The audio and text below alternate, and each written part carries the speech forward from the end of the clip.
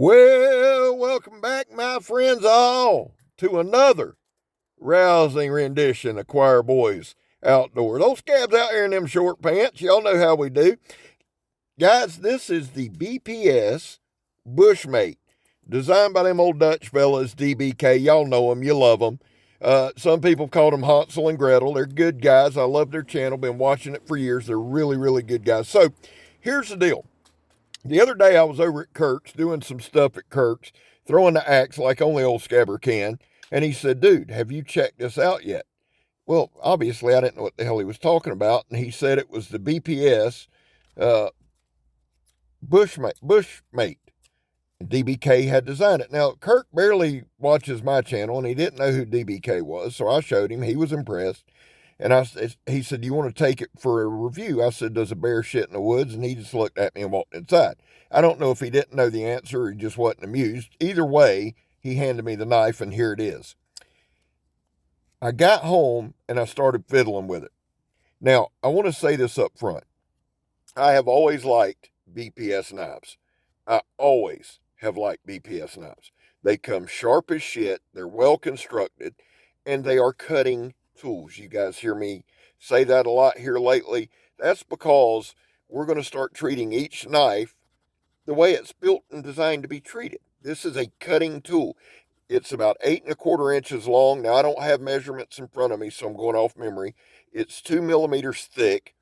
The Rockwell is 57 to 59. I like that. It's made out of 1066 steel with walnut handle scales. Very comfortable in hand.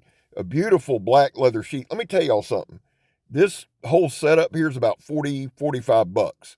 I get asked a ton by people, and this is the truth. Scab, I'm on a budget. I got $40 to $50. Is there a knife that I can get? I always try to direct them to BPS, dead ass, because they do quality work and they always come sharp. Now, I'm going to say this again. This is a cutting tool. This is not an end of days, let's drop a brick on it and see if it works. That's foolish. Okay? I'm going to approach this like it's used for cutting, like it should be. I about cut my finger there, so I may need to change the approach. The thing is this, guys. I don't do politics, religion, or her on the channel. I just don't. I despise it. I despise anything with division. I don't care who makes the knife. I am a fan of BPS knife. If you are not, feel free to turn it off, okay? I want to put that out there up front. Not trying to offend anybody, but then again, it is what it is. The other side is this. When a knife reviewer designs a knife, you got to watch a couple things, okay? You don't want to do a lot of ass kissing, because then people be like, yeah, ass kissing. But here's what I don't want to do more than that. Here lately, man, there's a lot of negativity. It's like negativity gets clicks and views. I'm not here for that, okay? I like those guys. I like DBK. And to be honest with you, I'm really digging this knife. So what I want to do is give you an honest, fair look at this knife as a cutting tool, give you my thoughts on it, and progress from there.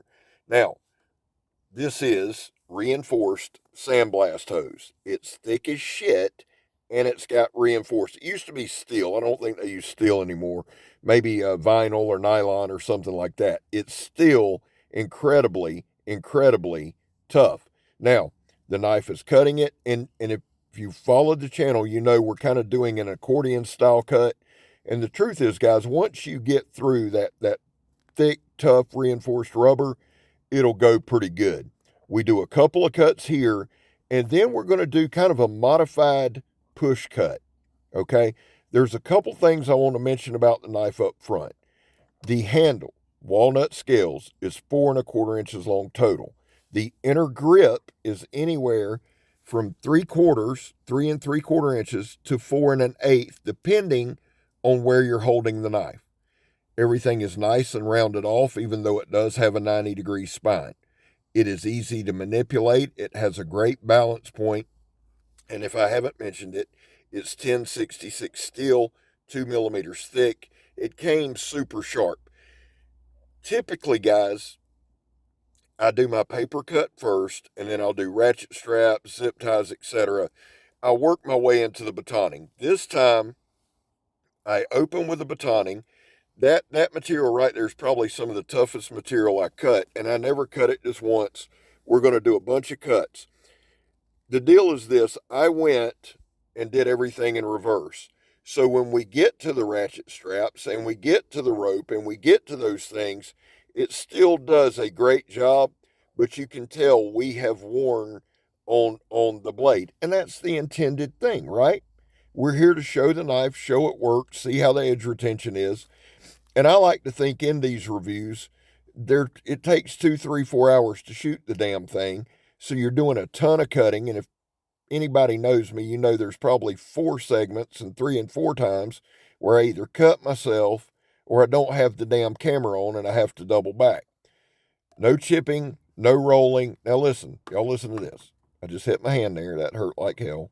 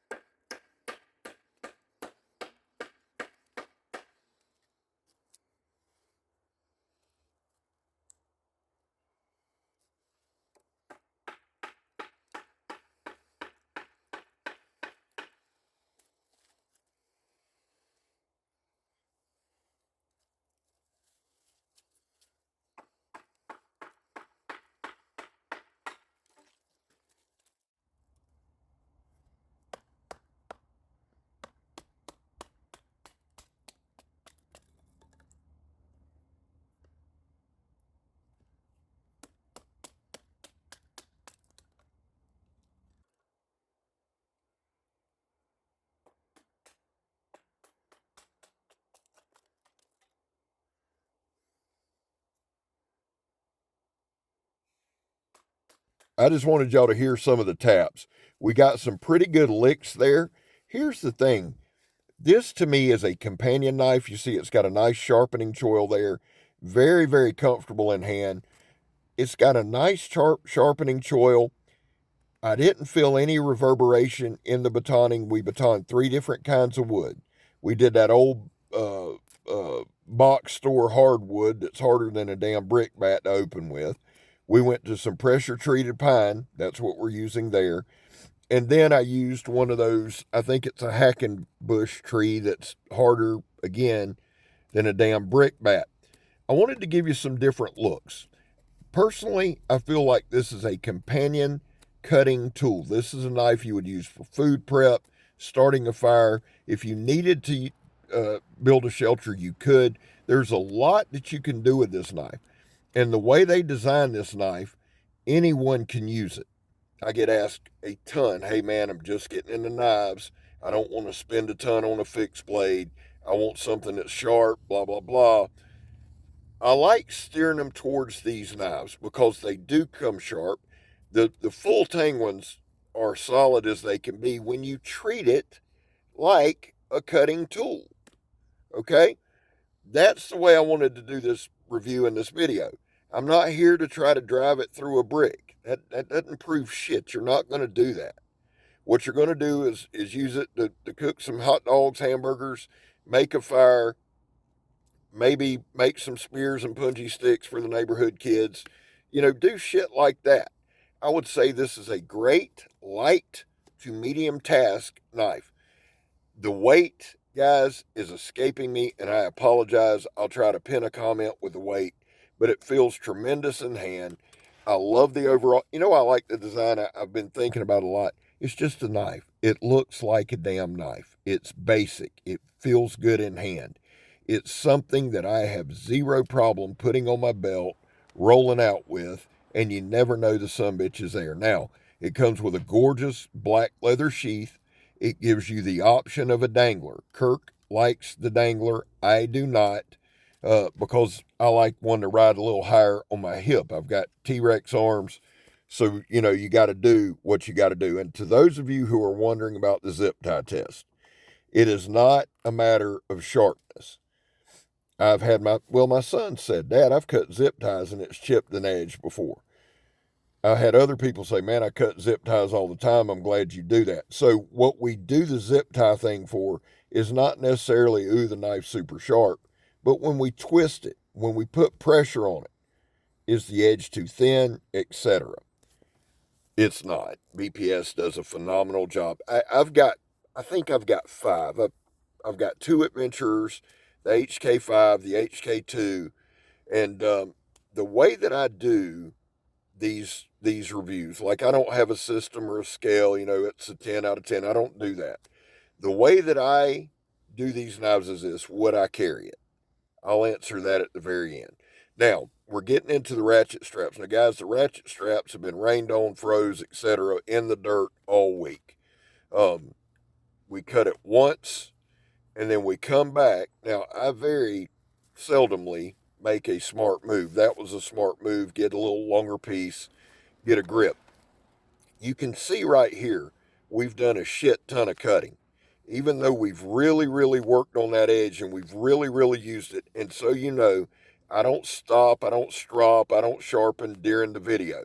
We take it all the way through and see what it'll do. I like to use that ratchet strap as a barometer if you were doing any skinning, if you had to cut somebody out of a seat belt. Just about all guys know what that is. That's that old ratchet strap, toe strap. We've jerked cars out of mud holes with them. We've strapped stuff to cars we weren't supposed to, etc. That's what that stuff is. 90-degree spine to strike a ferrocenium rod. Holds up like a champ. Would I carry it? I bought me one. Well, I bought Kirk one so I can give him his back sharp. Real quick, guys, y'all know the drill. There was a time in this country where 22 vets a day took their own lives. The number's actually between 15 and 29. That's why here on this channel, we focus on the number 0. Anything over 0 is simply unacceptable. I back the blue. I don't ask anybody else to. It's a personal choice that I believe in. And finally, if you are an addict, never quit quitting. Well, I love it. I ain't gonna lie. And told you I'm not lying. There's mine. I'm scared. You're not. I'm gone, son.